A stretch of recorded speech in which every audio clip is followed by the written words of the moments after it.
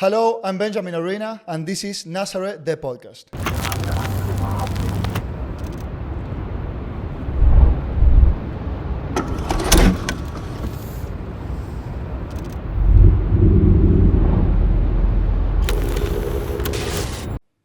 Well, today we have José Carlos Molestina, a friend of the house, a big wave surfer, a kite surfer, a foil surfer, a waterman, I would say. Yeah, definitely. Like anything that can get me in the water all day, like I'm willing to try. Like if I have to skimboard or I think the ocean has a day for every different craft that there is. Sometimes you can't surf, you gotta improvise and take a different surf craft. But as long as I'm in the water, I'm happy. Okay, so you describe yourself as a waterman, right? Yeah. Not a big wave surfer, not a kite surfer. Well, like I would say I'm a waterman for extreme conditions. Like Okay. I train for the most extreme conditions the ocean can throw at me. And I think it's good to be able to improvise from different experiences, from different, like the different crafts give you different mindsets. Like the kite surfing mindset has a lot more to do, like for example, with the jet ski piloting mindset, because you're reading the ocean in a very similar way, just with less or more power than I would be if I were just a surfer or if I were just one thing, you know what I mean? So the good thing is that I'm able to put different skill sets from different sports into anything I do in the ocean. Okay. Well, Jose, you're a friend of the house, right? So today we're gonna talk specifically about Nazare. I want people to make like a huge introduction about what Nazare is, about the world that surrounds the biggest waves in the world. This is the first episode of our podcast, Nazaré Podcast. I like to call it this chapter specifically like the Nazaré Bible, you know? Okay, I got you. I think you're going to hear a lot of very controversial takes because I come from much more of a pragmatic perspective into things than I do from a traditional kind of thing. And I think a lot of surfers that come from different history, they avoid certain topics just based on the history behind other spots. I think Nazare has become the big wave mecca, and I think Hawaiians would hate to hear that particular fact, but I think it's the biggest wave. It's the most consistent big wave on the planet. Like I don't think anybody can even like you can debate if it's a good wave, if it's a mush burger. You can debate a lot of things, but consistency, no. Like there is no place as consistent with big waves as is Nazare. Usually other spots you need like the perfect wind to line up with the perfect swell direction with like the perfect moon, and you're like, oh dude, that happens like once or twice a year, or once or twice every 5 years. You know what I mean? Nazare every year, all winter, 15 days at least each month, and you're like, you're going to have swell in Nazare. So I think that is what's catapulted this spot into being nowadays the mecca of big wave surfing. Now, does it has a different history than Hawaii? 100%. It's much more recent. Like before 2010, this was an unknown spot. You know what I mean? And then you could say, then Jaws was the big wave mecca because nobody really surfed here. As time passed by, like a lot of infrastructure has been repurposed here in Nazare. Like I think that's also what makes it so amazing that you have a marina. Para. Don't go too far, man. I know you like talking about it. You just told me to Give me a second. Now, let's go back to the beginning, okay? Okay. So, this podcast is going to be watched by a lot of people that don't know nothing about big waves. Okay. That don't know nothing about Nazare. Perfect. So, let's go back from the beginning and tell me if you have to say, what is Nazare? Okay. Nazare is a fishing village. Yeah. In central Portugal. Yeah. Central West Portugal. Central West Portugal, yeah. That has the most unique geography that you can find on the planet. It has a extremely deep canyon that comes up all the way to the shore, and that is essentially what makes the waves.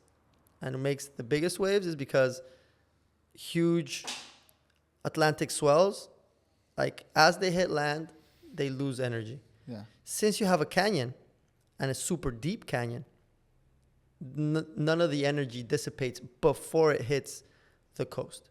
And that's why when it hits the end of that canyon, which happens to be right in front of the lighthouse on Playa del Norte, that's why you get the biggest waves in the world. But before surfers even looked at it, it was a fishing village, and it was a very difficult fishing village because to get out in those huge swells from even the beach on the side, like Praia do Sul? No, not even Praia do Sul. Before Praia do Sul, like Praia da Vila. Okay. Praia da Vila, and when you see right now, if you walk down Praia da Vila, you'll see a lot of the old fishing boats and stuff like that. Praia da Vila on a big day is a assassin shore break. Like it has like these waves that break on the shore that are 10 meters. Yeah. Like it's ridiculous. Like I'm pretty sure you'll see some footage that's taken from above through the house. There's waves the sizes of houses. Yeah, you know what I mean? And trying to get through there on a rowboat with your buddies, I'm like, there's no way. I'm like, I don't even know how the ones that got out. But obviously there was a lot of deaths back in the day. You've been here for long, right? Yeah. So you heard a lot of stories about the fishermen and their wives, you know, like the losts here in Nazaré, you know? Like, yeah, 100%. Like there's a lot of, like this. What makes it amazing is that as a fisherman village, it's a village that lived from like they take a lot of their resources from the ocean. Yeah, true. And so a lot of the people in that village, especially older people nowadays, they're all linked to the fisherman lifestyle of back in the day. And they can all tell you like that like a lot of the deaths happened on this side because the Playa del Norte was insanely big. Yeah. But to get the boats out to fish before the marina was even built, was out the beach. And I'm telling you, if you see that shore break, we're still trying to figure out how to surf that shore break because of how treacherous it is. But you have like these barrels that you can fit a house in it. Crazy. You know what I mean? Yeah. Do you think there's a special energy surrounding this area and the town, like Pedernera or Sitio or Praia? It's a special energy, right? You can feel it. Yeah. Nazaré has the most unique energy that you will ever feel, both in the water, outside the water, on the cliff. Like, it has very... I can't even, like... And I'm not even one of those, like, hippy-dippy mystical dudes. Yeah. But I'll tell you, you feel a completely different energy on the days that are 100 foot, you know what I mean, 80 foot waves. And you're like, okay, like you could see that it's a very unique spot in the world. Did you hear this story, this legend about Fuas Rupinho, the mayor, and the deers? And yeah. Well, like if you're here in Nazaré a little bit, you'll notice that there's some days that are super foggy. Yeah, super foggy. Like we can't go out until the fog was clears. Last year or the year before?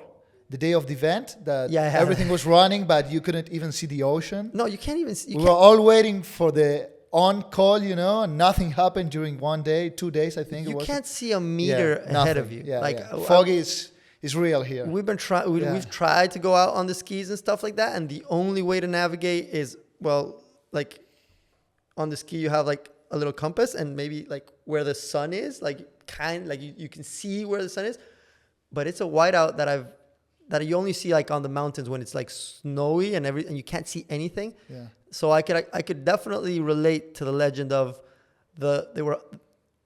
everything was woods. They were hunting deer.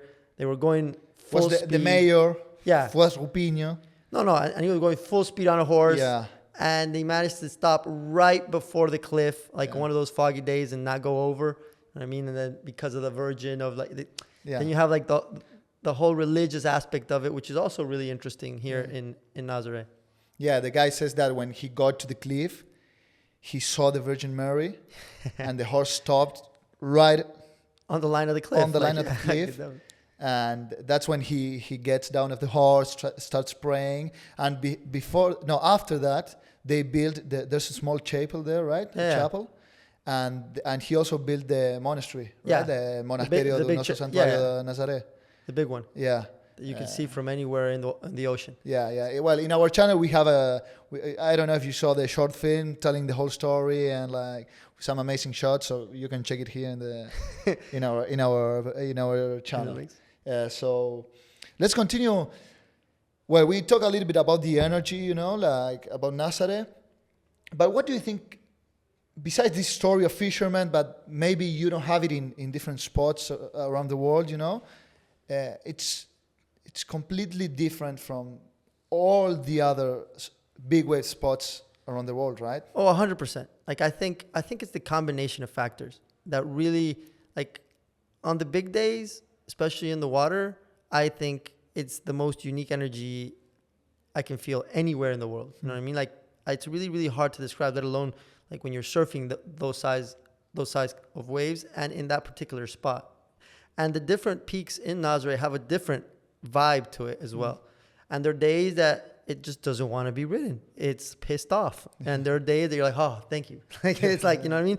Like, I think the relationship with the ocean is very much like, and at this size, you really realize that we're irrelevant. You are at the mercy of whatever the ocean wants to do that day. You know what I mean? I think, so it's more about how to flow with it than, okay, I'm going to fight it. I'm going to wrangle it. I'm like, no, you ain't going to wrangle. Like, it's going to wrangle you. But, and Nazare in particular has its days that you're like, man, this just doesn't feel like, it just doesn't want to be ridden today. Like, you could, and there's people definitely skilled enough to do it. You know what I mean? But like, we all have to get back home. You know what I mean? And having to, and even rescuing those days, man, it's like you're inside, man. No, and we literally have like PTSD like the next days. You know what I mean? When it's that big, like I've seen it. Like you're like, shit. You're still like on eggshells because you don't, like, Nazare throws waves, huge waves from every direction. You're like, you have your head on a swivel. You're like, okay, what's it gonna do now? And like, I really see it. I really see when you're even on a ski. Being on a ski in Nazare is just as fun as surfing Nazare. Just being a pilot there. You need skills, right? Oh, you need real skills. Real skills. You got to be, there's a couple things that I think you need. You can't doubt yourself. You can't, because your buddy's life is on the line. You got to go, like, you can't doubt your equipment. You got to know it's dialed down. And it's a 4-dimensional chess against the ocean. And you know what the moves the ocean can do. You know it'll shut down this side. You know how fast it can run. You know you won't outrun it if there's like a huge amount of like white air, like an air section in the sense of like the white water, the foam, because your ski can't run on that if you slow down. You know what I mean? There's a lot of different factors to it, but it's so much fun. And even the energy there is like, you feel like, okay, I can be here, or man, it's just a matter of time till like this thing beats me. You know what I mean? Like it's shutting down your exits. It's the difference also about Nazare is that as soon as you ride the wave and the difference from other spots is that Nazare is a giant beach break. So as soon as you're finished from the wave, now your trouble begins because you're on the inside of a massive beach break. Every other spot is more like a point break, which means like the wave breaks in a particular spot and it goes just to a particular line, and outside that line, you're safe. You know what I mean? Like Jaws is like that. Mavericks is like that. Like those are spots that you're like, okay, it's limit. You got a lot of exit. Nazare, as soon as you're on the inside, okay, now your trouble begins. Now you got to try to get out, try to see like what are the escape routes that you can to get back out to the lineup. Bro, do you think Nazare got that famous just because of the waves? Because I like talking also about the surroundings, you know, like, for example, Mavericks. Where's Mavericks? Man, it's pretty far, you know. You're standing on a cliff. You can't even see the wave, you know. It's super far. Cortez Banks, it's impossible to get there. Jaws, it's pretty far also, you know, from the cliffs. But man, Nazare is like it's like an amphitheater, you know. Oh. Like I like to call it the Roman Colosseum for surfing. Oh, it's definitely the modern that Colosseum. cliff, it's perfectly like like if it was built for that. No, and not only that, when you got like 30,000 people on the cliff, you can hear what everybody says. You know what I mean? It's exactly like an amphitheater when you're in the water and everybody's like, ooh, or like if you like somebody just applause, made a rescue, right? The applause, everything. It's like that is a different aspect and a different type of energy that it's also giving out on the big days. You know what I mean? Especially now when you have like so many people on the cliff on the big days. And I think it's a lot of fun, but yeah, it's definitely the modern Colosseum. Like a lot of people are also there to see if the wave gets you. You know what I mean? That's what they want, right? If the tiger wins. A lot of people likes, man. That's the whole attention, point of the it's on the Coliseum. jet skis mostly, right? Well, yeah, like that's like a lot of people underestimate like the rescue aspect of it. Like, but I definitely think that one thing that made it so famous is its easy access, to be able to watch the surfers, to be able to watch the waves. You know what I mean? Like, you're right there. Like, I don't think any other spot in the world you can be like, you have like such direct access, both for surfers and for the people that are trying to watch it. Well, we all know, I think after 100-foot waves, you know, most of the people knows this story about Garrett discovering the wave. You know, they call him, they invite him to come here. But since that day, it developed a lot, right? The setup about how you surf Nazare, you know, like building teams, the logistics. I mean, the difference also is not only about like it looks like an amphitheater, you know? No, like a lot of, I think it's really funny because a lot of that has been very organic, very based on the necessities of the different surfers. You know what I mean? I think that Nazare is still trying to catch up. Like, the public institutions of Nazare are still trying to catch up on the fact that it's growing based on surfing. You know what I mean? Because it was a fishing village, so a lot of the government infrastructure was dedicated to fishing. But with the new necessity of big wave surfers, they're like, there's not even a way to legally give them options. You know what I mean? Like, because everything, the whole infrastructure, for example, here at the port is built for the fishermen. So like, if you need a warehouse or something, it's not easy to get a warehouse at all. And it's not like they're trying to help you to get warehouses because the infrastructure is built for fishermen. So you're like, okay, yeah, but fishermen are using it half time and we're using it in the winter. Like, how can we coexist? And I think Nazare, if you look at it as a bureaucratic institution, they're still trying to catch up in that particular sense. Okay, so for people that don't know nothing, Gotcha. Again, you have the cliff, you have Playa del Norte. Okay, so you have the waves. Let's break it down. Pick 1, pick 2, pick 3, the port. What are the warehouse? You know, what are we talking about? Warehouses and fishermen and okay, so you know? Let's say everything that has to do with behind the sea, like what you see in the ocean is just a small moment of surfers' preparation and logistical ability. It's a 10%. Yeah, I would say like, and it's what they train. Like, but you have a huge. It's like the tip of the iceberg. Yeah. Everything else that has to do with where you keep your equipment, where you take a shower after you surf, where you eat, where you sleep sometimes. It's like that all has to do with the marina in Nazare that happens to be like 5 minutes away from the wave, which is so unique from a big wave spot perspective. And it's a super like, it doesn't matter the size of the waves, that marina can stay open. And I think that's what makes that marina and the placement of that marina so unique. You know what I mean? Because it never, you have other marinas in other parts of the world that shut down. I mean, because of the size of the waves. Because of the size of the waves. Of the marina. Because it'll like Mavericks, for example. Like Mavericks, a couple of buddies went for the last huge swell that was there. And there are a lot of boats that just did not want to go out. And I'm like, what do you mean they don't go out? I'm like, yeah, no captain wanted to go out because it was so difficult just to get out of the marina. Exit, right? Just the exit of the marina. So I'm like, and that's the days that you want to go out, like as big wave surfers. Those are the days that you're chasing. You know what I mean? So I'm like, so that also helps Nazare, that it doesn't matter. Like, I've seen it here break 100 foot and bigger, and the marina was very easy to get out. You know what I mean? Okay, so the marina, it's a port. Yeah, it's a normal port. It's a normal port located 5 minutes far from the cliff, from Playa del Norte, where the waves breaks, where you have the famous lighthouse where people stand on those natural stands to watch the waves breaking. And in the marina, we have these warehouses that used to be where the fishermen kept their stuff, right? That's exactly it. Like, but now it's like a Formula One. Yeah, like now it's beginning to become like a Formula One paddock, because a lot of the different teams are putting much more money into like the different facilities that they have. You know what I mean? And that's what's so interesting about the whole dynamic and what makes Nazare so unique. But I think that's also but that's been 100% organic from the side of the surfers.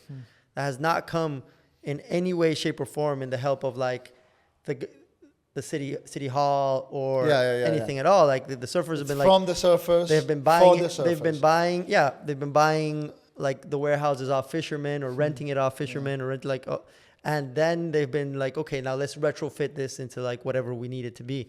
And it's slowly but surely become like the teams have become much more. Before you had because you had very few surfers, so everybody got together and everybody like worked together. You know what I mean? As time progressed, teams became much more professional because you would naturally gravitate towards people that had a similar vision, that wanted to train as hard as you did, that are here all year, like all winter, or not like just like sporadically coming in just for the big swells. And slowly but surely you began to build teams that were dedicated to surfing Nazare. And I think that's also something extremely unique of Nazare. You know what I mean? Yeah. Like I don't see that happening in other big wave spots at all. And why building teams? Let's get into that. Okay, so let's get into towing. Yeah. So the thing is, I think that's what I said before. Like towing surfing, historically, has been looked at a branch off of surfing, and my argument is that it has nothing to do with surfing. The only thing it has to do with surfing is that you're on a board. But if that's the parameter, so is snowboarding. You know what I mean? Like surfing, normal surfing or like small wave surfing, I think it's more an individualistic pursuit. You know, this subject is going to generate a lot of polemic, right? But this is what I'm trying to tell you. I'm going to call it like I see it. It has nothing to do with surfing, I'm going to call it like I see it. You're going to say that? A lot of the people are like, oh, no, it's not only do they think it's derived from surfing, they're like, oh, it's cheating in surfing. Right? And I'm like, bro, it's a different sport. Wow. It's like, this is what I'm trying to say. It's like, not only is it a different sport, like nowadays, I think it should have its own league. It should have its own everything, because it's completely separate from surfing. Like the only thing they have in common is we're using a board to go on energy on a wave. But like I was saying before, like normal surfing is an individualistic pursuit that you're paddling in front. In fact, it's the opposite. You're not even going to take a lot of friends, because then you crowd your own peak. Yeah. You know what I mean? You're competing, right? It's a very competitive, very individualistic pursuit. Yeah. When big wave surfing is the opposite. You need a team.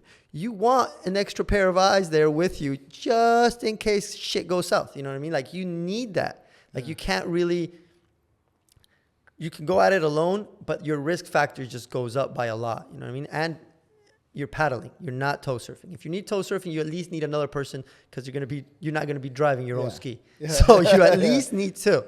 And this is what I'm trying to say. Like for me, for example, tow surfing is a team sport. And I love that about tow surfing, like about big wave tow surfing, because you have much more of a camaraderie aspect. You have much more of like, okay, I'm good at this, and this, and you're much better at this, and this, you know what I mean? And you begin to build synergies from a team sport perspective. You know what I mean? Especially now that we're like, for the big days, and we have like one guy surfing and 5 skis. You know what I mean? Like we're covering all the bases. Yeah. Before it was a little bit harder because obviously there was a budgetary like restriction there. But as we got more professional, we're like, okay, I think we need another ski there. I think we need another ski there. That would be ideal to make it safer. You know what I mean? And not only do you need a ski, but you need a very experienced driver to be on that ski, because the ski just doesn't get the job done. Yeah. So how do you build the teams? I know that in a huge day that like 100 foot, maybe it's good to have like 3 safeties, 4 safeties, but no, like for example, for that last big, like what's the average for a team? You know, like let's talk about the average team. I think like one surfer. Well, no, I think it depends on depends on the goal, like of each day, of each swell, and of each team. Like for example, when my buddy Chumbo just won the biggest wave ever surfed, like this year, right? Yeah. For that wave, bigger than the record Guinness, right? I would say so. Yeah, okay. But that's a different topic. That's a different topic. But he required all of us to be there. You know what I mean? He had his main driver, which was Alemão or Ian in particular, Ian Cosenza. Yeah. And then he had like 4 other safeties, each covering a different area of where things can go south. So in the end, plus the spotter, of course, like definitely can't leave the spotter out. Plus the spotter, but I'm just saying just in the water. You know what I mean? Okay.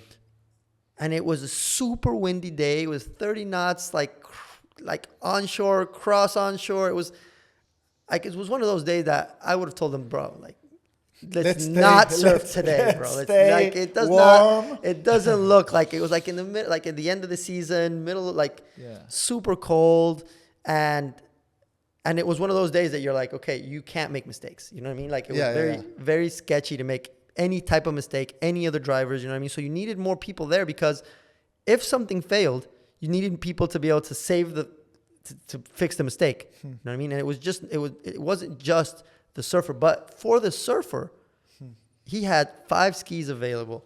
You know what I mean? With 5 skilled drivers looking out for that person to make that wave. Let's talk about the setup of each team. You know, you have the driver that it's gonna put the surfer on the wave. Okay, let's break down. Yeah, let's break down like the sport itself. Okay, so like I think, and this is the whole thing. Like the sport should be 2 skis, because I think most of the waves in the world you can be super safe just with 2 skis, which is like main ski, which is gonna drive the surfer into the wave and also rescue the surfer, and the second rescue, which you can place a little bit for outside the wave. The idea is to cover different areas of the wave preemptively. You know what I mean? In case the first driver misses, you know what I mean? There's a lot of different things, but I think with like 3 people, in my vision of what the sport will become, you know what I mean? If you tell me like, how do you see Formula 1 developing, like back in the James Hunt days, and maybe he said what it is today, I would say like, where is tow surfing going? Okay, I think it's a 2 ski sport, 3 people involved, right?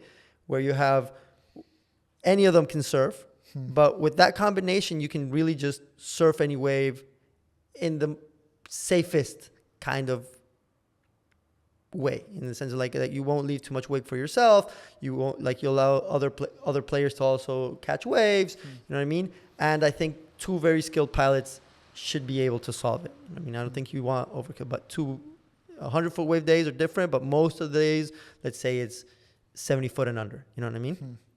So that's how I see the sport. Like 1 main driver. So it's not necessary to have like 3 amazing surfers, right? Because also, if you're surfing, you have the peak of the swell at 10 a.m. Yeah.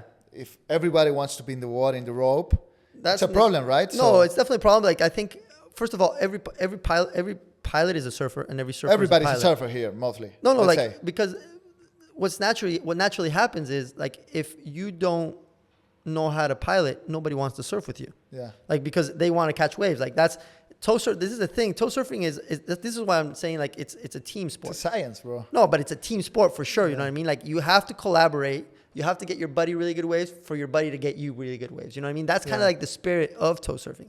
But where's the line? You know, because imagine you're doing team with Chumbo, right? Yeah. Man, Chumbo will want to surf the biggest one. Oh, 100%. So how do you deal with that? You know, okay, let's get out. Okay, who's in the rope? Okay, when? Why? I think that's, why do you start? No, I want to go. That is also part of a philosophy. Like, I think what's really interesting in the team wise is that we have a philosophy that the ocean is going to give you the type of wave that you want, that the ocean wants to give you. Like, because like there's a randomness that you can predict. You can try to predict everything, but at the end of the day, it's still the ocean. Yeah. It's still going to do what it wants to do, regardless of whatever parameter you think you're seeing. You know what I mean? So it's like you're gonna get the waves that the ocean wants to give you. And if you talk to all the other surfers, they have that same philosophy.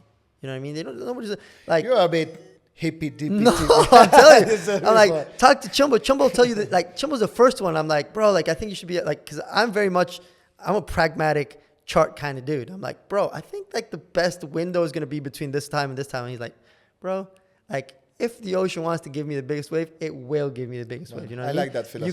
You gotta be prepared. You gotta have the skill set. You gotta have the team ready. You know what I mean? And you gotta be on the rope.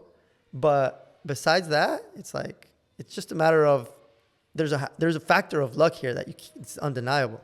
Okay, Jose, can we break down a little bit the wave itself? We were talking a bit at the beginning. You named the canyon, you said something about it, but let's get a little bit scientific. Scientific, okay. Let's go a little bit scientific on how the wave, let's go first with wave mechanics, in So you're Nazare- not gonna talk about swell angles and stuff, right? No, I'm not even gonna. We're gonna keep it for us, right? I'm not even gonna go with swell angle. We'll keep that just for us. Yeah. Okay. But more than anything, it's more about like how. So, what a lot of people don't understand is what makes a wave is actually the wind. The wind makes waves. Okay. That's actually what happens. Storms. So wait. Yeah. Just wind. Wind actually generates waves. So what generates big waves? Storms generate big waves. Okay. So let's say, for example, you have hurricanes in the middle of the Atlantic, and that's what you actually need, right?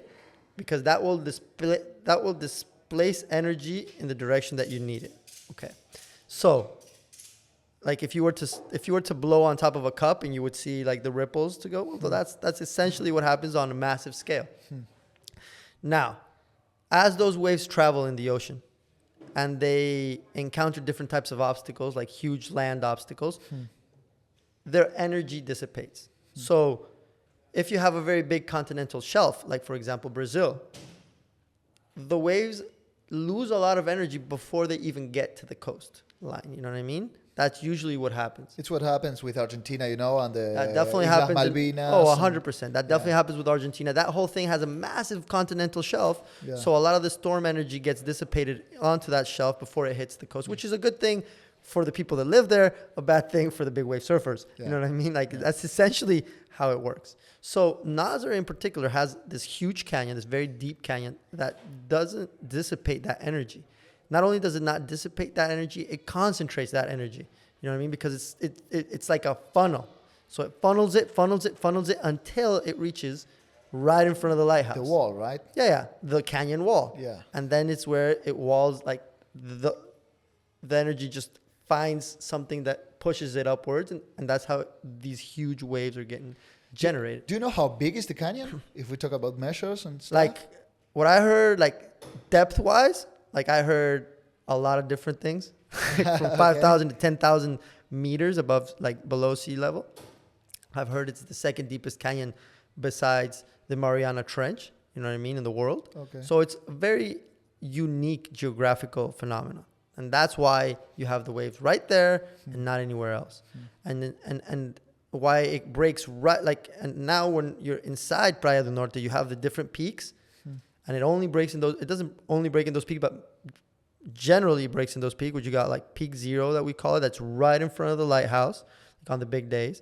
And that's like the most treacherous wave, because if you fall in that wave, you're ending up onto the rocks on the cliff. And you got like peak 1, which is also kind of sketchy. You could still get, like, depending on the swell direction, you can get pushed into the cliff, which is a little bit more to the right.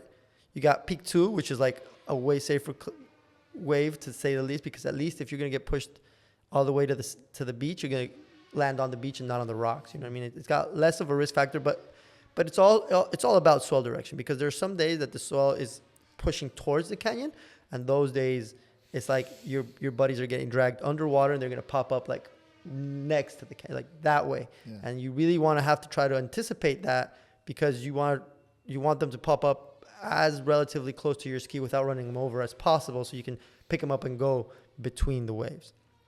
So that's kind of the breakdown of Nazare as a wave spot. So you got peak 0, peak 1, peak 2, peak 3, and peak 4 is way out, like in front of the parking lot, which is, we usually call it a mirage, because it looks like it's firing, but when you get there, there's nothing there, like all the time. But when you have a lot of very west swells, those waves, like those are really long rights. That they can generate some really long rights, and it's really cool.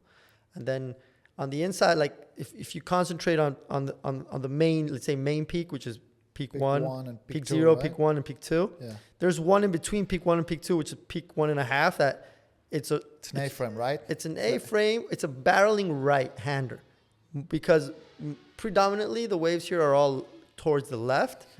But that one in particular, there's like this right that we know is there, that because you see, like, for example, I think Kai caught a really good one.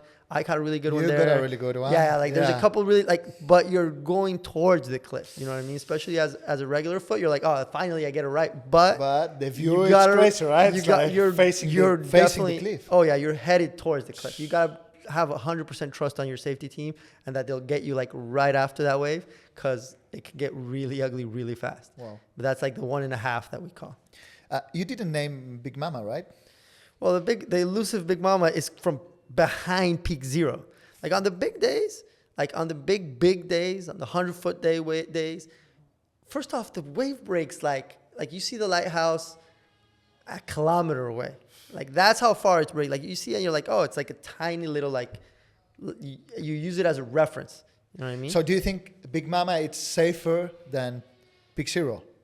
Well, okay, so now we're going into like because the very interesting thing is that there's no consensus even on how you're riding a wave. Because let's say there's an 100-foot A-frame, yeah, but you ride the shoulder. Did you ride on a 100-foot wave, or did you ride a 50-foot wave because it was the shoulder of an 100-foot wave? You know what I mean? So how you count riding a wave is something that a lot of surfers are not even touching yet. You know what I mean? But a lot of the elite surfers we're like they're definitely talking about like, okay, how is it that it countered, like, or at least for us, it doesn't matter what Guinness says, it doesn't matter what, it's like, how are we going to count it? Because like you can ride the shoulder of an 100-foot wave, but that's not an 100-foot wave. I don't care how you want to claim that it's an 100-foot wave, but it's the shoulder of an 100-foot wave, which is smaller than an 100-foot wave. You know what I mean? Because it's like this. Yeah. So it's a slope. So do you have to cross? Like for us, like for example, you see Chumbo and you see his surfing style. He'll always cross the peak. He'll go from one. He'll like backdoor this huge A-frame. And you're like, he rode that wave. You could do all that wave. He went left. He went right. It doesn't matter. You know what I mean? Yeah. Like that is like, and nobody's even considering this into like any type of consideration of like, okay, how is it that you actually ride a wave? You know what I mean? Like, how would you make it valid, to say the least? It doesn't matter if it like, or it depends on the purpose of it. Like if you want to claim that you surf the biggest wave in the world, now that discussion, okay, then you got to ride the whole thing. And you'll talk to, I've had this conversation with Rodrigo Cocha that used to have the record. He like, which we all think the same direction. You're like, yeah, well, you should definitely be able to Cocha's ride. Pretty strict with that, right? Oh, Cocha is like he's like, listen, if you didn't like, he's like, it's backdoor, man. It's like there's no other way. Yeah. He's like, he won't even count it. He's like, no. Yeah. He used to have the record, so I'm like, before I thought he was biased, but no, he's like, it ain't gonna count if you don't go through. I'm like, dude, what the hell? But he's like, yeah, if you want the glory, you got to run the risk. That's essentially the mindset behind it. You know what I mean? And this is why also the Brazilians are just like gun ho on this. Like they'll go for it. You know what I mean? Like they'll put themselves in places that you're like, I don't know. Jose, how do you guys read the swells, the forecast? Because it's a bit different, right? Here in Nazare, like you have to. I check a lot the forecast here, and this triplication of swell depending the direction. I don't want you to tell me directions, but okay, no, but you have to know exactly from where the swell is coming. So it hits the canyon.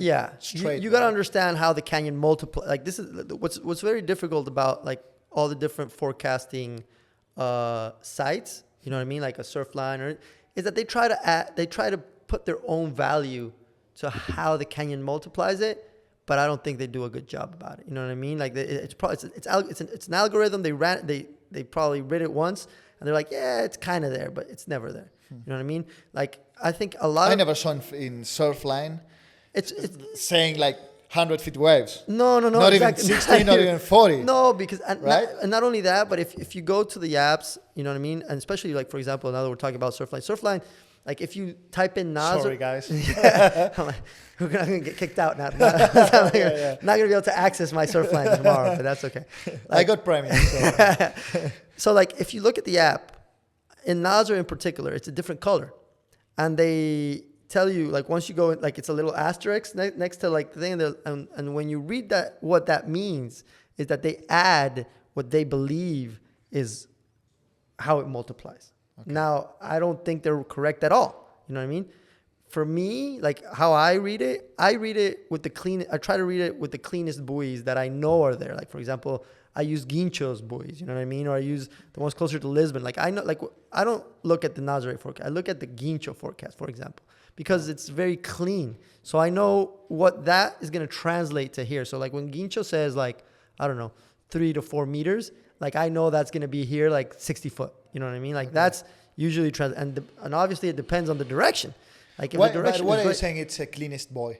Buoy? Well, because like these apps work based on the data that they're receiving from marine buoys. So how okay. much they fluctuate based on what the swell is pushing them to do. You know what I mean? So how do they calculate the size is based on how much of the variance of the buoy goes up and down based on, that's how they tell you what's the period, you know what I mean? Yeah, and what's yeah. the size of the wave. So you got to try to understand what buoys are they using. That's my logic to this was like, okay, what buoys are they using? Like, is this buoy like inside a marina? Is this covered by something? Is it clean? You know what I mean? Yeah, yeah. So where are the cleanest buoys? You know what I mean? And I think that is a very interesting factor into like any surf spot in the world.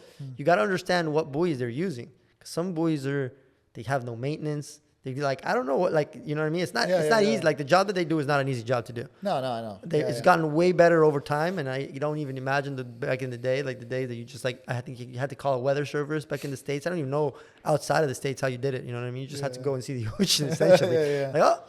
Like, but that is usually one of the factors, and obviously swell direction is key for Nazare.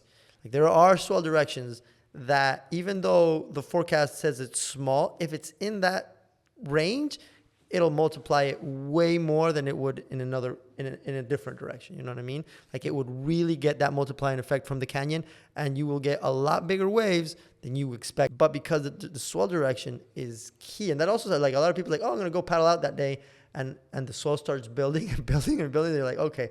Do you want to say the angle and we do a beep on your mouth? It's okay. Guys, subscribe. They get the version without the beep. They go premium. Get the Patreon. Get the Patreon going here with the swell direction. No, but it's cool. Like I think that is the key factor for. It's an art, right? Reading because you didn't even touch. It's based on experience. You know what I mean? Like you'll see it work. Like you're like, oh shit, what happened today? Like all of a sudden, like it was way bigger than we expected it, or smaller. You know what I mean? And we didn't talk about winds. No, definitely. Like the wind factor, like the cool thing about the predominant wind is normally north. North wind in Playa del Norte actually creates like, it's kind of like cross off. That's why some of the big windier days, we kite it as well. You know what I mean? Like it's a lot You hard. kite Nazare? Yeah. We definitely kite Nazare, and it's trickier, and we got to like, and we're going to downwind it. So we go like super far north first, and then we downwind. 4, right? No, all the way.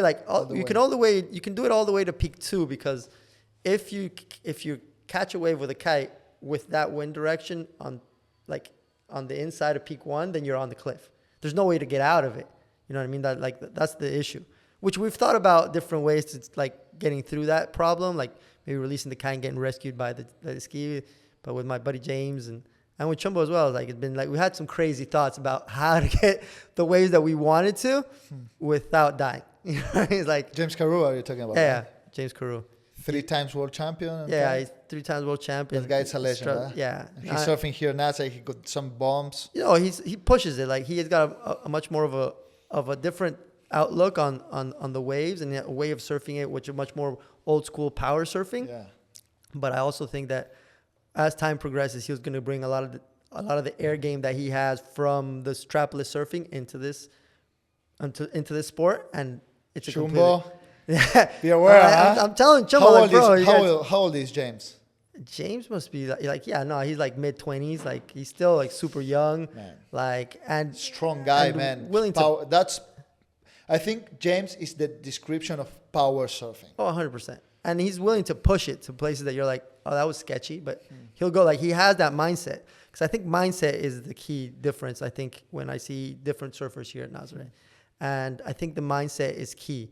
And I think there's a lot of things that to be able to do things that a lot of people believe is impossible, you have to have a mindset that says, not only I'm skilled enough to do it, but I trust that I can get it done. So you're sharing this warehouse with James? Yeah. And Alemão. And Alemão, yeah.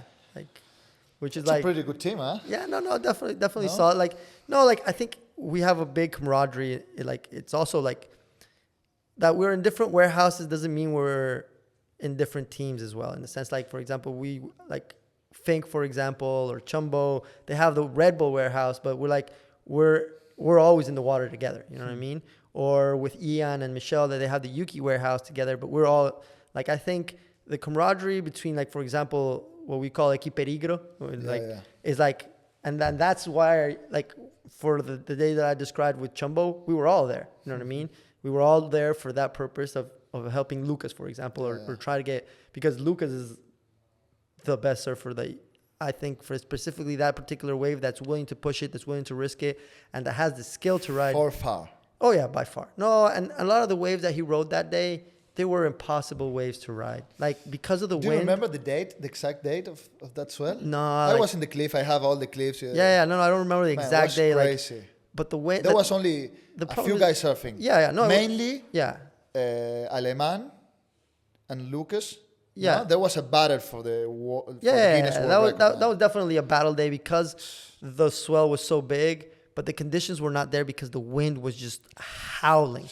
Like, it was hard to drive the skis. Yeah. You know what I mean? So the waves had sub waves in the wave. So Chumbo was making airs. Like, there's one wave that he caught that he made like 4 airs just down that wave, and I was like, just because it's him, did he not die on that wave? You know what I mean? Just because he has the skill level to, like, he's just like air, and then he had another side chop and he hit it, and he's got air again, and then because, man, from the cliff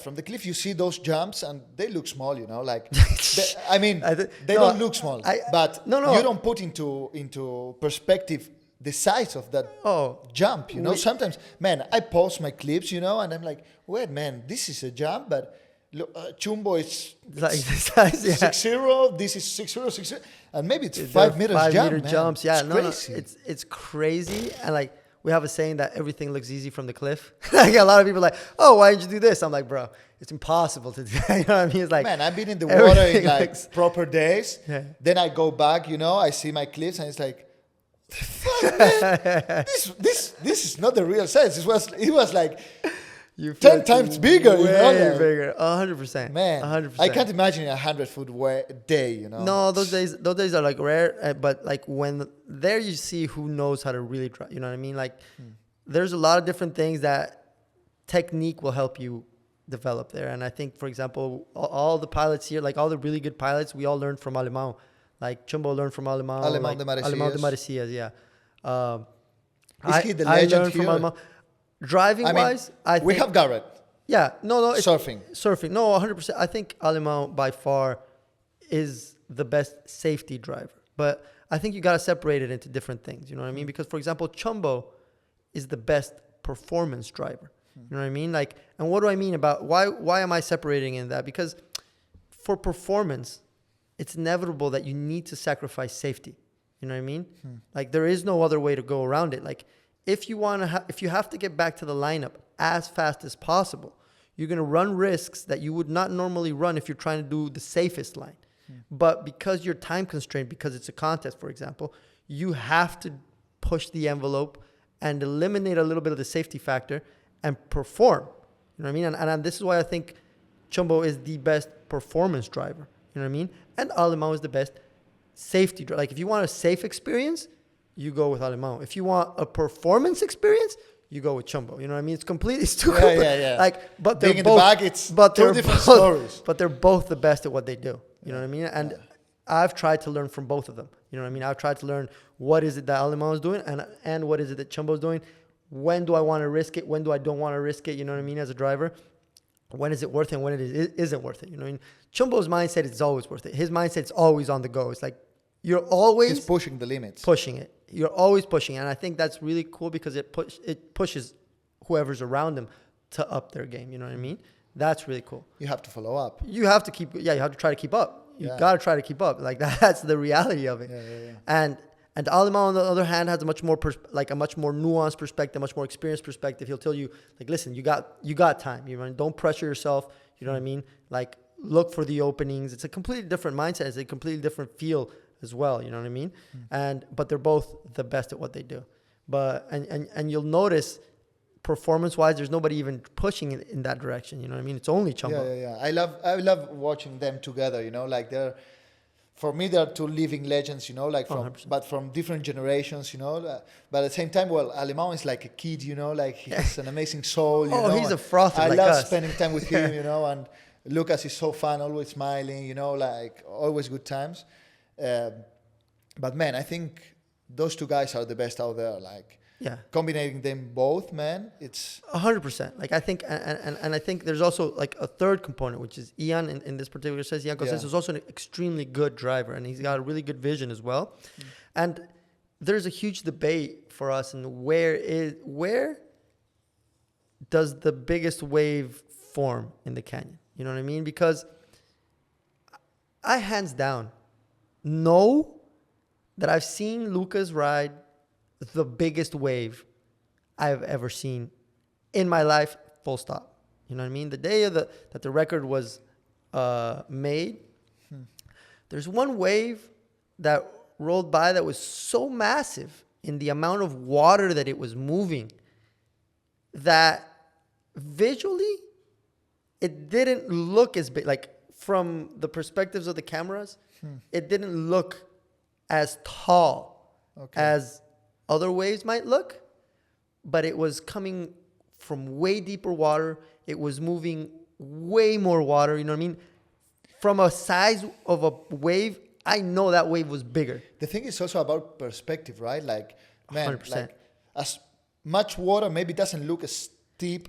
That's my point. Yeah. So like that's the debate right there. So, but you're catching, like normally in surfing, you know, like the bigger waves are further out because they have to break further out just based on the size and the energy. It's like mountains, bro. You can have like, if Mount Everest would be like this, Yes. you would say it's smaller than Aconcagua like this, right? Yes, exactly. But it depends on where it is. And like a lot of the waves that are breaking further on the inside, we know are smaller, but they're hitting they're hitting land in a different way. So they wall up and they look bigger, but they're not necessarily bigger. You know what I mean? This is the debate. Is like, am I going to go for the waves? Sketchy, maybe? No, am I going to go for the wave that looks bigger, or am I going to go for the wave that is actually bigger? You know what I mean? Yeah. Because the wave that looks bigger might get you the record, but the wave that is bigger is like, that's your personal satisfaction. Well, you know but what I mean? that means that the measuring is not accurate. Oh, don't Because even man, don't, like, dude, if you measure from the bottom to the top, doesn't matter if the wave is steep or not, right? The most controversial topic is that we're measuring like monkeys. I'm like, if you stack them like this or like this, I'm like, it's the most unscientific way that I've ever. In fact, if it were up to me, and this is going to be the most controversial take you're going to get, you should eliminate everything. I'm like, yeah, you should eliminate everything running. You should eliminate all the records and start like. There's a couple companies that are actually trying to measure the waves. You know what I mean? Now, if you use an old method that we were like, oh, we're guesstimating what the size of the wave was, versus measuring the actual size of the wave. You know what I mean? So now there's a lot of projects. Like, for example, there's a couple guys called from Hennet, for example, that they're trying to fly drones with radar on the drone, and then they're basically like literally measuring the wave. But you need a little bit. You need like almost like a swarm, because a big wave is not perfect. Yeah. So what's the like peak? I can't, and you can't get the drone has to be straight over it, right? At least, no, like right now they have like they cover an area, but okay. And if you get enough drones, they can cover the whole area. You know what I mean? They are doing it's these a matter, shows with it's a matter southern drones, man. Just make a roof of drones. It's a matter of budget. Like that's literally where it's at. And I also saw these new guys that are trying to measure. They're 3D mapping the wave with, I think, AI and video analysis. Like there are. The cool thing is that there are ways that are coming up. Like there's technological ways that are coming into use that can help us actually measure the waves. Now, when you actually measure the wave versus what you were guesstimating before, maybe when you guesstimated, you over-guesstimated the actual size of the wave. Okay. So, should we count it? I'm sorry, bro. Your wave wasn't that big. But you can't really know. You know what I mean? Yeah. So, like, if you're gonna, if the discussion is like, okay, who has the record, for example, which is the discussion that is usually here, is like, well, we should start it from when we start measuring correctly. I would say, I'm like, listen, like before, it doesn't matter, because like, for example, this whole, the biggest wave ever kited, that was, I think, the biggest I don't even know how to call it, but misguesstimation that I've ever seen, ever. You know what I mean? Comparatively to a wave that Nuno like got here in Nazare. Like they said that this Peahi, I'm like, listen, the lines of the kite are like 22 meters, and that wave is not above the lines of the kite. So how are you saying that that wave measures 30? You know what I mean? Or measures 27? You know what I mean? So I'm like, there's shenanigans in a lot of this, and this is why I believe that we should begin to have technology actually measuring the wave, and that means that all the records till now should be redone. Just because we were guesstimating. This is my point. This is what I'm trying to say. I'm like, everybody's like, what? No, I'm like, listen, bro, you were a guesstimate. Like, we have no accuracy in this. You're like, literally like, how tall were you? Were you crouching? How much were you crouching? Oh, that means like there's no real way that they're getting measured, let alone, I don't even know who's validating these measurements. You know what I mean? So the thing is, it's not a transparent process, which for me makes it difficult to be credible. That's what it is. If there's nothing to hide, just make it transparent. Like let's all agree that this is what we're going to use. Everybody uses it, and we're all on the same playing field. Now, if you want to tilt it in a certain direction, I'm going to say, okay, this is just like make believe. You know what I mean? And it's like shenanigans. So that's where this particular topic is at right now. Yeah, and another polemic topic that I wanted to talk before, it's priorities in the water. Okay, so like because I imagine these huge mountains, lots of jet skis, teams with 3 members each team. Like before I could even pilot as well as like I can pilot now, my first concern was like, why aren't we all just getting together and talking about priorities? Because like you have them in surfing, even though they're like, you have like, okay, if you're further in and you catch the wave from further out, or if you're closer to the peak, you know what I mean? You have a certain set of rules. Yeah. But here, there's nothing of the sort. There's nothing of the sort. Like I can't imagine, because in surfing, yes, you have these rules, but it's still a lot of problems, you know, and like nobody understands priorities. You have guidelines, and every place is different. And the problem is that nowadays, other drivers are getting at, because before you would be able to get better waves just based on your skill level. You're a better driver, and you can get to places that other guys would not be willing to go. Nowadays, you're getting better and better drivers as well. And the problem is, like, for example, right now, like for last season, I began to see this issue happen. Is like when you have an A-frame, and I have, like, for example, Fink, which is he's a regular. He's a skimboarder, but he's a regular skimboarder. Yeah.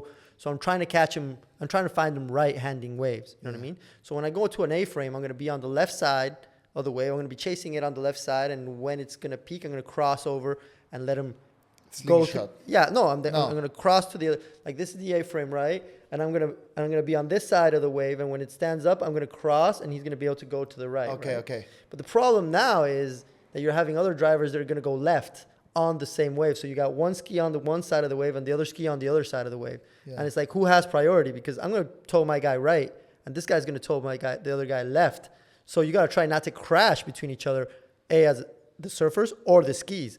Yeah. So also leaving the wake nowadays, the wake for real surfers, I'm like, listen, it's just part of the game. There's no way to avoid it. Yeah. There are so many skis out there. Like, I wish we could.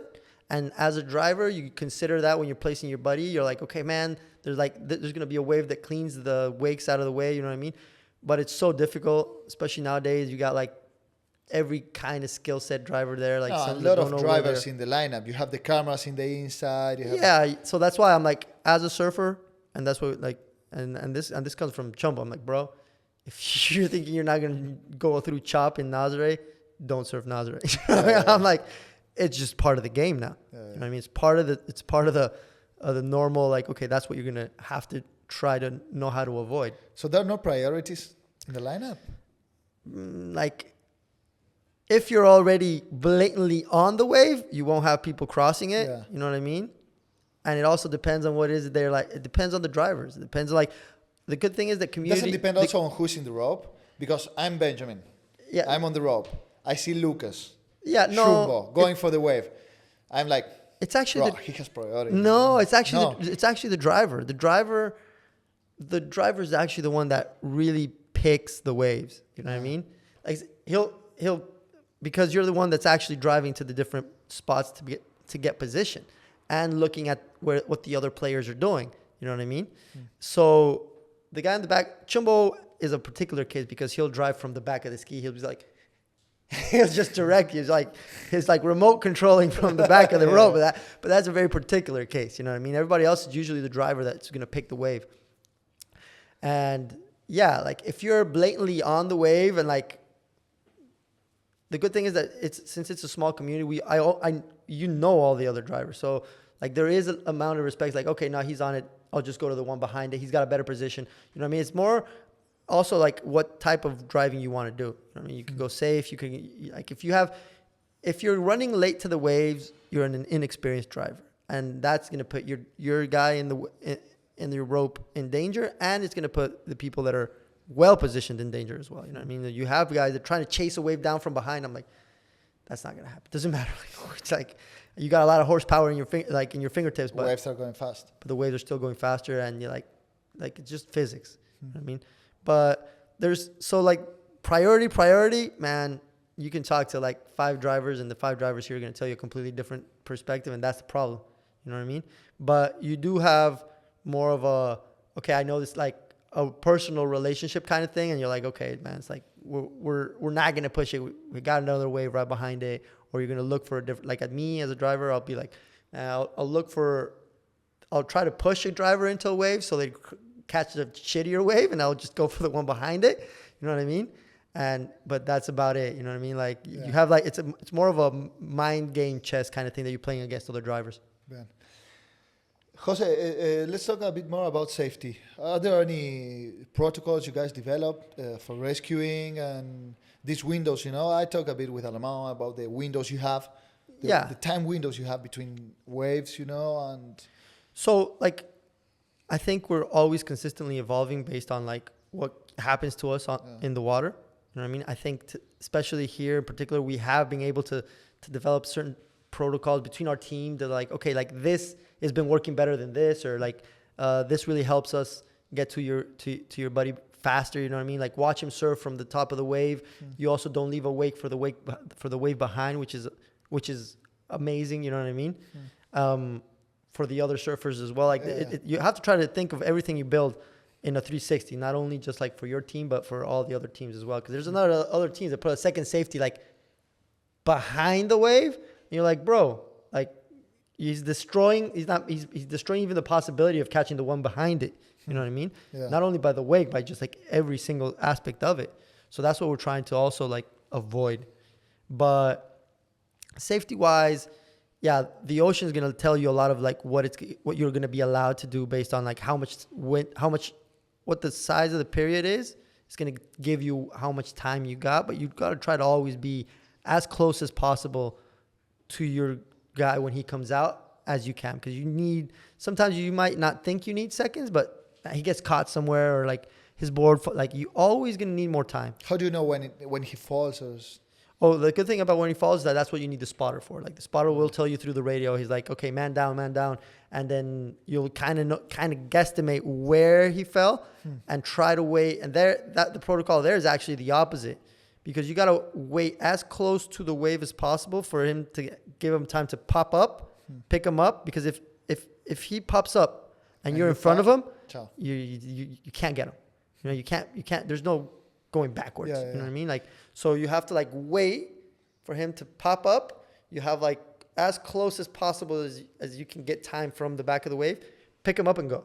Yeah. That's essentially like when that happens. And who are the spotters you just named? Are there specialist guys or? Yeah, like I think every team trains their spotter based on different like factors. You know what I mean? Like we have a really good spotter, which is Strodi. He's a bodyboarder, so he's got a lot of local knowledge from like how the wave works. He's been doing it for a lot of time, but we've been like Ian especially like pushed them to train them in a particular way, and like, okay, like this is what we need you to say, like when this happens, I need you to call this out. It also depends on like who's driving. Like some drivers don't like, I like on a personal level, like I want you to tell me which waves and where they're popping up. Like you tell me like there's 3 big waves in peak 3 coming up, but don't tell me which one you think is the biggest or whatever. I'll decide. You know what I mean? Based on like what the water conditions are, based on where the other skis are positioned. You know what I mean? Yeah. So that's a different thing. But there's some teams that are like, no, I want you to call me, like tell me that this is the biggest wave. By teams or by surfer, right? Maybe Lucas, well, not Lucas. Maybe Ian prefers. Yeah, maybe to hear which wave is the biggest. No? Yeah, 100%. No, that's why I'm trying. Like, you train it's part of the team, so you gotta train them in the way. So it's good to know each other, you know. Oh, 100%. Like, I think that the different spotters work in different ways, and it's not an easy job. Like, it looks easy, but it ain't. You know what I mean? Like, to call it because you have to understand how this wave works, how it's refracting, how you have 2 waves that are gonna crash against each other and make a bigger wave. You know what I mean? Like, there's a lot of different aspects to it and especially when you need to get like recover your buddy. You know what I mean? Like, I think the most useful aspect of a spotter is like when somebody fell, he can tell you, oh no, he's more to the south, he's more to the north. You know what I mean? Because sometimes you just can't even see where he is, and that's, I think, the biggest, where they are the most useful. Ben, and safety-wise for the surfer, what do you have to be safe? Okay, so like surfing, I think the first thing that you should do is, the way I approached this problem was, the first thing that can kill you is drowning. So let's train your apnea capacity. You know what I mean? Let's train your mind to be able to control your body when you're oxygen depleted. That would be the first thing I would recommend personally. You know what I mean? Like, it's not, okay, I got like this like inflation, I'm safe now. You're far from it. You know what I mean? Because a lot of these things can just not work how they should work. And then you're like, if that was your only plan and your main plan, now you're in big trouble. You know what I mean? Yeah. So the first thing is train yourself. And this is very much a mind sport. Like, how much you can hold your breath is more a task for your mind than it is for your body. Like, a lot of people don't understand, but your oxygen is actually in your blood. Yeah. It's not in your lungs. So it's the amount of time that it takes your body to process all the oxygen out of your blood that is actually the time that you have to breathe again. Or to, saving energy, or to have, so it's about trying not to get your heart to pump too fast. So then it's about being calm. If you panic, you die. Or if you panic, you're in a very difficult situation for yourself, because you're just depleting the oxygen in your blood faster, and that's the opposite of what you want. So it very much comes down to like controlling your mind into, okay, I got this, I trust my team, I trust my training. I'm like, I can do this. You know what I mean?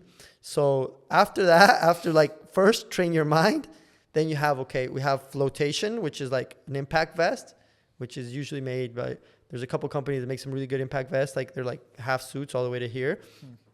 And they float, which is, I think you definitely have to have like a physical float. And then on top of that, you have inflation life vests, which is like, it's a catch-22 like in everything. You have to activate them for them to work, which I think a lot of other surfers, they actually just prefer, like, for example, the big nobes. Like, I know Aldeman, he doesn't like inflation. He just rather have the big nobe. It'll restrict your movement a little bit in one aspect to it, but in the other aspect to it, it's already activated. You know what I mean? Yeah. If you go unconscious or anything, you won't need, it'll float. Yeah. So that's the big difference. So that's usually what you wear. Of course, here, because the water's cold, you wear a wetsuit, which gives you a little bit of extra flotation. So we're talking about 3 layers?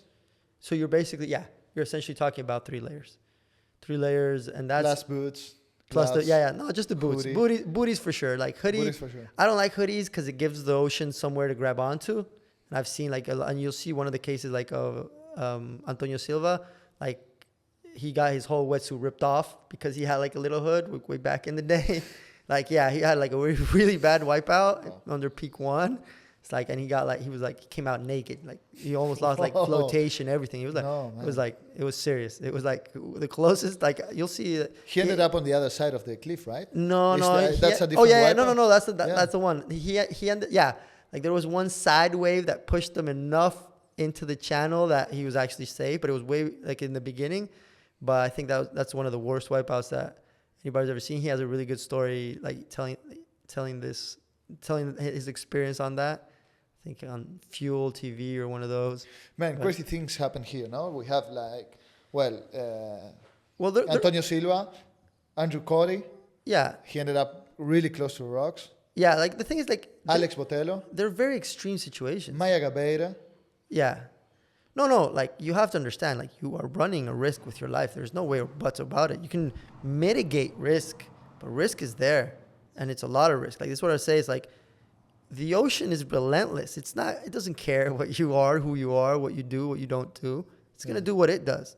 So you have to understand that it comes at a risk. And you can, I think a lot of accidents in general, not only surfing, are usually a combination of small mistakes. It's like a chain of small mistakes that you carry over, and then it turns into a bigger mistake, and then carries over and turns into a bigger mistake, and then ends up at a huge mistake. You know what I mean? A huge tragedy. I think it's usually a chain of events that generates a very bad outcome. So my focus usually in risk assessment is to try to eliminate those chains. You know what I mean? Like, this jet ski piece still works, but it's got a couple. I'm like, change it. I don't even want. I'm like, no, change it. It still works. It doesn't matter. Change it. You know what I mean? I'm not even allowing those mistakes to form. You know what I mean? Yeah. Oh, the impeller works, but it's kind of. I'm like, change it. I'm like, no, but I'm like, change it. Like, listen. Like, listen. Your approach should be safety, 100%. Because on the huge days, that's when shit fails. That's when you're pushing machines to their maximum limit, and that's when shit fails. And that's the worst day for them to fail. You know what I mean? That's when you can get, like, things can escalate real quickly, and you can be, like, this place can give you the best ride of your life or the worst ride of your life. Like, that's the nature of the game. Like, you can be in heaven or you can be in hell real quick, and it's just the same wave, you know? So you got to try to make it easier for yourself and for your team. You know, there's a couple situations that a lot of people don't understand. Like, I know you can hold your breath for long, but if you pull your vest faster, your driver can pick you up faster. And if your driver can pick you up faster, you both run a smaller risk than the next wave having to catch you or pound you, and then he has to go around and catch you again. You know what I mean? So if in doubt... No, not even. It's like, I'm like, man, pull it. Like, a lot of people is like, you have a lot of like ego involved in this, and they're like, oh, I can hold it. I'm like, I understand you can, but you're putting everybody else in more risk, not less risk. So just pull it. Yeah. Come out faster. Let me pick you up faster, and then we get out of here. How expensive are the... It's 10 euros. It's 10 euros. I'm like, 10 euros of your life, bro. I'm like, that's a very cheap fucking equation. It's not expensive at all. Yeah. I'm like, you know what I mean? So I definitely think that just like pull it. But and it's not even the cost. A lot of people don't pull it because like, oh, I can hold this. I'm like, it doesn't matter. Yeah. Like, make it safer. And that's a lot of, and it's a mindset. It's not like, oh, it's just, I'm like, it doesn't matter. I don't care that you pulled 150 or no. Yeah. You know what I mean? What I care is that we made it home safely. Bien, Jose, after this long conversation, now I want to ask you this question again. What is Nazare after everything we talked?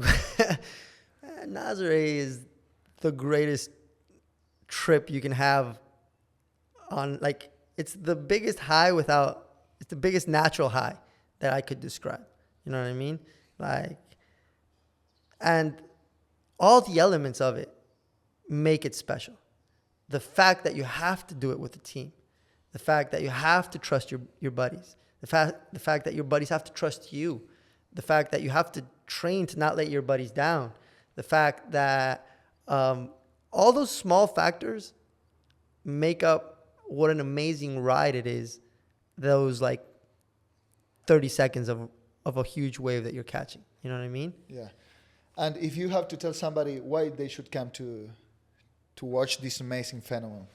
Like, I think this is the most unique phenomenon you can see that the ocean does. You know what I mean? Like, I think a lot of people don't understand the magnitude of the way they could see it online, but the energy that you feel when you're like on that cliff, looking at the waves, or even looking at the surfers, it's completely different. Experiencing it live than it is experiencing it like from your computer screen. Yeah. Well, my content is really good, so you should check my channel, you know? It's close. It's close. It's close. But when I was coming here, I was thinking about Do you think it's Nazaré the only natural phenomenon in which human gets involved and like interacts with nature? No, like the thing is, I think. I mean, you have tornadoes. No. Yeah, I got you. People Like, don't interact too much with them, you know? Like you have this. it would be like trying to fly a kite in a tornado. I got you. Or No? trying to fly a kite in a hurricane. Yeah. Yeah, I could see, or trying to ride an avalanche. Yeah. But that's essentially what you're doing. Yeah. You're trying to ride an avalanche. Yeah. Because it's a mountain that's moving and it's chasing you down. Yeah. So I would say, like, thinking about it in this particular way, yeah, I think it is one of the biggest natural phenomenons that you can interact with as a human. I definitely think that. Like, I'm trying to think of other experiences in that particular sense, and it's like they're very difficult to find. You know what I mean? Like, like you go heli skiing into like a very remote place, but no, like you're not really exchanging energy with nature as you are with Nazare. That is very true. Bien. When we're about to end this episode, I would like to do, it's like a ping pong. Okay. Gotcha. Answers have to be short. Gotcha. Do you think you can do it or not? I think I can. Yeah, you're going to try at least? I'll try, bro. Okay, I'll okay. try. No guarantees. So I'm going to tell you like, it's 10 questions. I want you to say, it's like a meaning or like a definition, you know? Okay, I got you. Your answer. So if I say a wave in the world? A wave in the world? Yeah. Like Nazare, like my favorite? Or just a general A wave in the world. Well, a wave in the world is like super broad. Like, there's like a lot of different things, you know what I mean? Okay, your wave in the world. My wave in the world is definitely Nazare. Okay. For sure. Any A second? No, any particular wave in Nazare? Like pick one, pick zero? No, 1.5. Like One and a that, half. like that, the giant barrel. Like I'm like trying to get that giant barrel can be a lifelong journey. Like just trying to catch it. You know what I mean? Just trying to be in it and not die. I think is just you can dedicate your life just to that if you wanted to. You know what I mean? Chase it. Big wave surfer? Like everybody here, like everybody around here. Like what do you mean, big wave surfer? Your favorite big wave surfer? Your like, I don't know. Favorite big waves person to watch is definitely Chumbo, hands down. Like the way, like he keeps surprising you, even though I've known him for years now. I know how he surfs, and every time he's on a wave, I got to think of what's the craziest route he's gonna take, and he takes the even crazier one. You know what I mean? That's how this guy surfs, and that's what makes it so entertaining to watch him surf. Yeah. A guy to share the lineup? To share the lineup? Yeah. Definitely Alemão. Like Alemão, like you feel a lot safer when he's in the lineup, even if he's not on your team. Like he's got like a 360-degree radar that when shit goes down, he's like, wait. Like, what do you mean, wait? And then he's like, we go rescue somebody that's like about to die. Well, like, so in Nazare, somebody to share the lineup, you don't choose like a brother to laugh or... You want to choose the safest. Safety. You want to like, I want to go back home after like, you know what I mean? Yeah. Like safety's key. Yeah. Like I think a lot of people, because you become so accustomed to riding these waves, you forget how fast shit can turn south. Yeah. You know what I mean? The best way of your life? Best way of my far? life? I think actually the best way of my life has been Morocco. Like Morocco has one of the craziest, like if Nazare and Jaws had a baby, it would be that wave. It's a right-hander, which I love, you know what I mean? And I've never seen a bigger barrel. Like personally, like Nazare has a bigger barrel, but it's an elusive barrel. Like sometimes it's like a barrel and it always clamps. This thing is just like, you can run 2 buses in it. There's still not much clips about it, right? No, there's not much. And that's what's so cool about it as well. Like it's super like hard to access. It's like, it's much more of a safari with your buddies kind of place. You know what I mean? Nice. Trying to explore other spots, but yeah. Heaviest wipeout? Heaviest wipeout was definitely here in Nazare. Heaviest wipeout was here in Nazare. I'm sure you've seen the clip. Like there's one that Chumbo puts me on this like peaky triangle and my second safety wasn't ready yet. And he kind of left like a small like little wake on the bottom of the wave, which is like the worst place to leave a wake. And I fall on that wave and then I get smoked by the first one. And Fink, who was the second safety, comes and rescues me like with very little time. And he manages to get me on the sled. I'm on the sled, and then the wave is just like on us, and I'm like already underwater, like on the sled, and I'm like, oh, we're gonna make it, and we don't make it. Like we the ski flips. So I was like underwater while I'm on the sled, and then I took the wipeout, which is like another 45 seconds of no air. So when I come up, I'm like, whoa. And then Chumbo has the awareness that Fink pops up before me and I pop up later, and he looks in my face and he picks me up before he picks Fink, even though Fink was closer to where he was. Because that's just how good that kid is, you know what I mean? It's like, picked me up, took me to the beach. You can wait. He's like, yeah, exactly. He looked at his face and like, you got time. You know what I mean? You can get smoked a couple more times. And I was like, that was by far the worst wipeout I took here. Luckily. Fear? What is fear? I think fear, you always have fear. Everybody has fear. And it's not about not having fear. It's what you do with the fear that actually matters, not only here, but in life. I think a lot of people, as soon as they feel fear, they change the way they are, or they change the way they would approach a problem. And I think that's the wrong approach. I think what you do with fear actually, for me, determines what type of human you are.